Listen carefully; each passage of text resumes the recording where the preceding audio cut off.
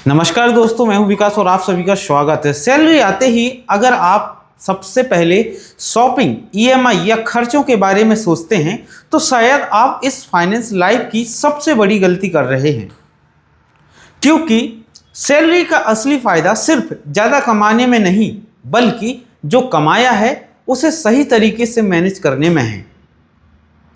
आज मैं आपको बताऊंगा कि सैलरी अकाउंट में आते ही आपको सबसे पहले कौन से ये 5 काम करने चाहिए ताकि महीने के अंत में पैसे की कमी ना हो और आपका फाइनेंशियल फ्यूचर मजबूत बने रहे। ध्यान से सुने। पहला पॉइंट है, सबसे पहले सेविंग अलग करें। सैलरी आते ही सबसे पहला काम होना चाहिए सेविंग की रकम अलग करना। मान लीजिए आपकी सैलरी 30,000 है और आपने तय किया है कि हर महीने 5,000 रुपये हमें बचाना है, तो महीने के अंत में 5,000 बचने का इंतज़ार मत कीजिए। सैलरी आते ही 5,000 अलग कर दीजिए, क्योंकि अगर आपने पहले खर्च किया और बाद में बचाने की कोशिश की तो अक्सर पैसा खत्म हो जाएगा। याद रखिए, पहले सेव करें फिर स्पेंड करें। चलिए बढ़ते हैं दूसरे पॉइंट की ओर। ध्यान से सुने। जरूरी खर्चों का पैसा अलग रखें। अब दूसरे जो काम हैं, अपने एसेंशियल एक्सपेंस के पैसे अलग करना, जैसे घर का किराया, राशन, बिजली का बिल, बच्चों की फीस, जरूरी यात्रा और दूसरे आवश्यक चीज़ें। इन खर्चों का एक अनुशासन पहले से बनाकर रखिए। उदाहरण के लिए समझिए, अगर आपके ज़रूरी खर्च 15,000 हैं तो सैलरी आते ही आपको पता होना चाहिए कि इन 15,000 का इस्तेमाल कहाँ होना है। इससे आपका पैसा बिना सोचे समझे खर्च होने से बचेगा। तीसरा पॉइंट है, ध्यान से सुने, ईएमआई और बिल्स पहले प्लान करें। अगर आपके ऊपर कोई ईएमआई या मंथली बिल हैं तो उसे इग्नोर मत कीजिए। सैलरी आते ही अपनी सभी ईएमआई और ज़रूरी बिल्स की लिस्ट देखिए। कुल कितना पैसा जाना है, किस तारीख को पेमेंट करनी है और पेमेंट के बाद आपके पास कितना पैसा बचेगा। इन चीज़ों को पहले से समझने से आप लेट पेमेंट और अननेसेसरी फाइनेंशियल प्रेशर से बच सकते हैं।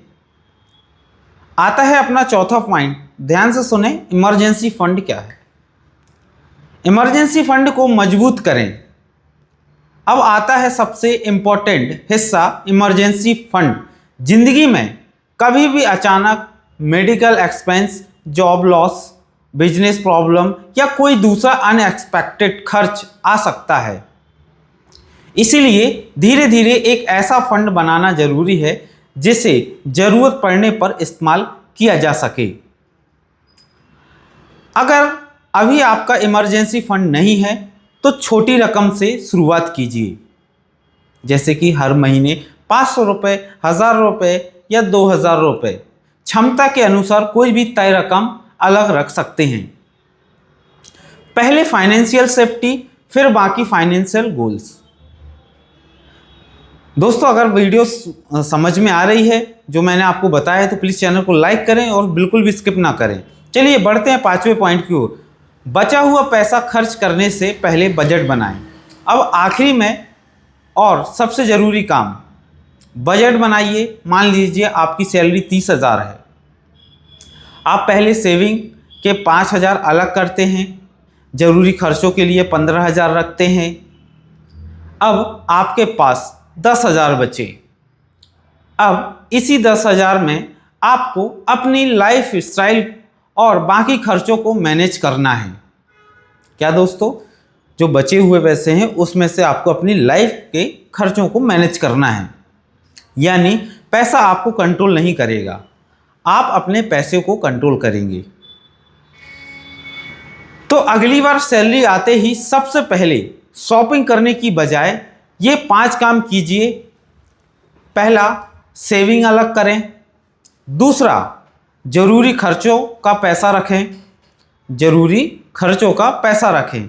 तीसरा, ईएमआई बिल प्लान करें। चौथा, इमरजेंसी फंड बनाएं। पांचवा पॉइंट है दोस्तों, बाकी पैसे का बजट बनाइए। याद रखिए, सैलरी आपको अमीर नहीं बनाती, सैलरी को मैनेज करने की आदत आपको फाइनेंशियली स्ट्रॉन्ग करती है।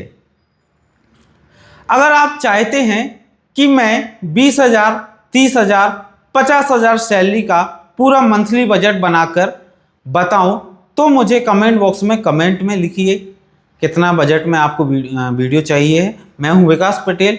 ऐसे ही फाइनेंस वीडियो देखने के लिए फाइनेंस गुरु इंडिया को फॉलो करें, चैनल को सब्सक्राइब करें और ये वीडियो दोस्तों के साथ शेयर जरूर करें ताकि सभी की फाइनेंशियल स्ट्रॉन्ग हो सके। तो मिलते हैं नेक्स्ट वीडियो में, तब तक के लिए जय हिंद, जय भारत। वीडियो में थोड़ा सा भी कुछ समझ आया हो तो प्लीज़ इसको लाइक करें। धन्यवाद, मिलते हैं नेक्स्ट वीडियो में।